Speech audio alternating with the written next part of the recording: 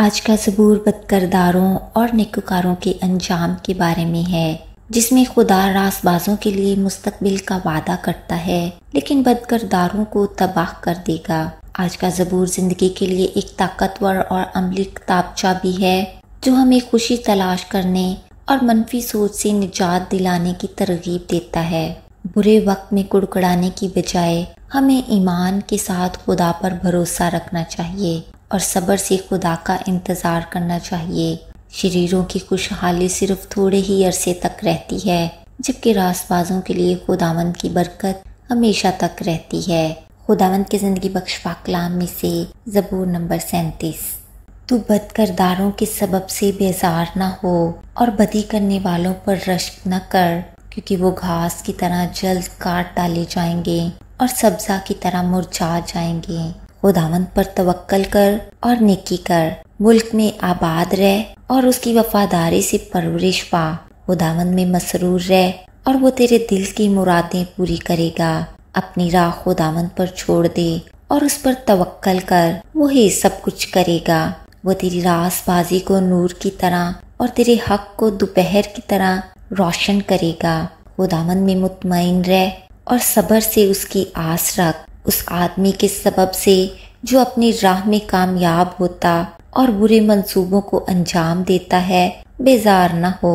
قہر سے باز آ اور غضب کو چھوڑ دے، بیزار نہ ہو، اس سے برائی ہی نکلتی ہے، کیونکہ بد کردار کاٹ ڈالے جائیں گے، لیکن جن کو خداوند کی آس ہے ملک کے وارث ہوں گے، کیونکہ تھوڑی دیر میں شریر نابود ہو جائے گا۔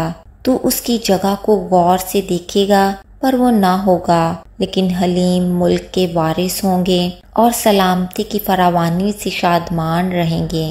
شریر راست باز کے خلاف بندشیں باندھتا ہے اور اس پر دانت پیستا ہے۔ خداوند اس پر ہنسے گا کیونکہ وہ دیکھتا ہے کہ اس کا دن آتا ہے۔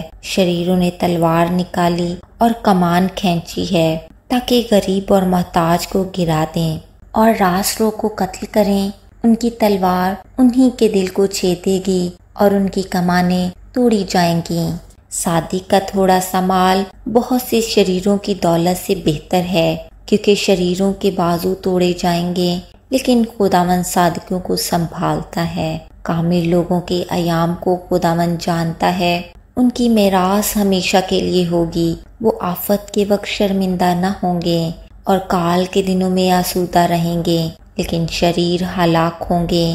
خداوند کے دشمن چراگاہوں کی سرسبزی کی مانند ہوں گے، وہ فنا ہو جائیں گے، وہ دھوئیں کی طرح جاتے رہیں گے۔ شریر قرض لیتا ہے اور ادا نہیں کرتا، لیکن صادق رحم کرتا ہے اور دیتا ہے، کیونکہ جن کو وہ برکت دیتا ہے وہ زمین کے وارث ہوں گے، اور جن پر وہ لعنت کرتا ہے وہ کاٹ ڈالے جائیں گے۔ انسان کی روشیں خداوند کی طرف سے قائم ہیں اور وہ اس کی راہ سے خوش ہے۔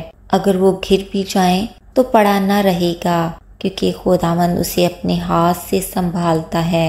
میں جوان تھا اور اب بوڑھا ہوں، تو بھی میں نے صادق کو بے کس اور اس کی اولاد کو ٹکڑے مانگتے نہیں دیکھا۔ وہ دن بھر رحم کرتا ہے اور قرض دیتا ہے، اور اس کی اولاد کو برکت ملتی ہے۔ بدی کو چھوڑ دے اور نیکی کر اور ہمیشہ تک آباد رہ، کیونکہ خداوند انصاف کو پسند کرتا ہے اور اپنے مقدسوں کو ترک نہیں کرتا۔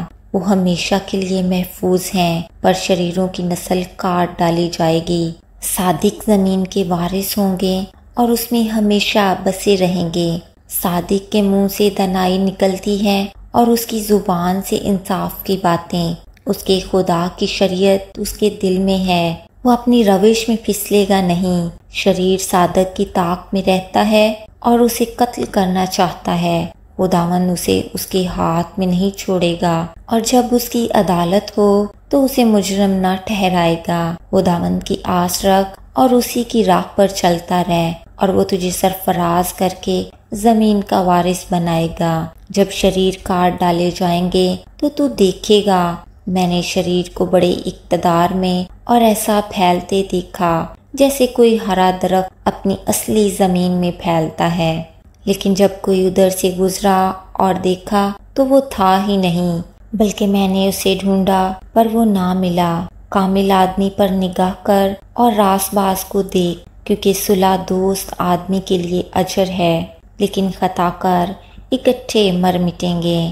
شریروں کا انجام ہلاکت ہے، لیکن صادقوں کی نجات خداوند کی طرف سے ہے۔ مصیبت کے وقت وہ ان کا محکم قلعہ ہے، اور خداوند ان کی مدد کرتا اور ان کو بچاتا ہے۔ وہ ان کو شریروں سے چھڑاتا اور بچا لیتا ہے، اس لیے کہ انہوں نے اس میں پناہ لی ہے۔ خداوند کے پاک کلام کے پڑھے اور سنے جانے پہ بڑی برکت ہو۔ آمین۔ God bless you all.